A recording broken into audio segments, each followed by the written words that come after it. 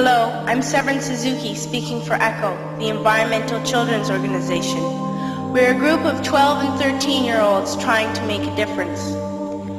Vanessa Suddy, Morgan Geisler, Michelle Quigg, and me. We've raised all the money to come here ourselves, to come 5,000 miles to tell you adults you must change your ways. Coming up here today, I have no hidden agenda. I am fighting for my future. Losing my future is not like losing an election or a few points on the stock market. I am here to speak for all generations to come.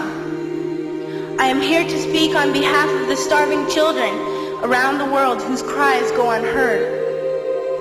I am here to speak for the countless animals dying across this planet because they have nowhere left to go.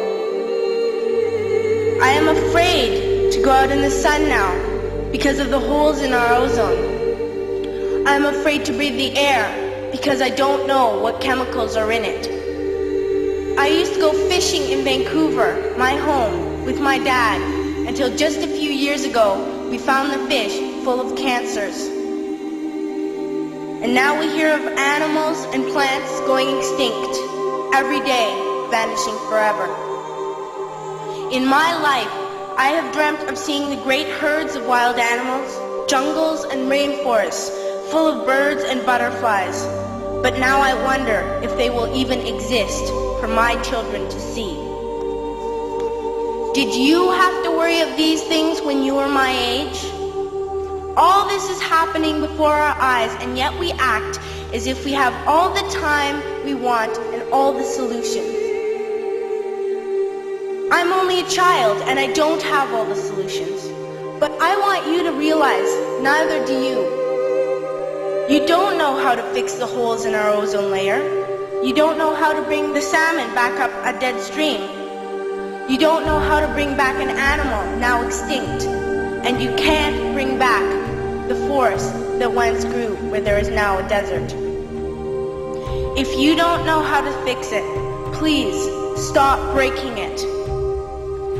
Here, you may be delegates of your government, business people, organizers, reporters, or politicians, but really, your mothers and fathers, sisters and brothers, aunts and uncles, and all of you are someone's child.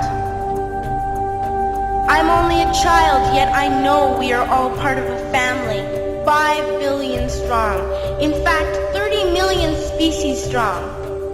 And borders and governments will never change that. I'm only a child, yet I know we are all in this together and should act as one single world towards one single goal. In my anger, I am not blind, and in my fear, I am not afraid of telling the world how I feel. In my country, we make so much waste. We buy and throw away, and yet northern countries will not share with the needy. Even when we have more than enough, we are afraid to share. We are afraid to let go of some of our wealth. In Canada, we live the privileged life, with plenty of food, water, and shelter. We have watches, bicycles, computers, and television sets. The list could go on for 2 days. 2 days ago, here in Brazil, we were shocked when we spent time with some children living on the streets. This is what one child told us. I wish I was rich. And if I were, I would give all the street children food, clothes, medicines, shelter, and love and affection. If a child on the streets who has nothing is willing to share, why are we who have everything still so greedy? I can't stop thinking that these are children my own age, that it makes a tremendous difference where you are born.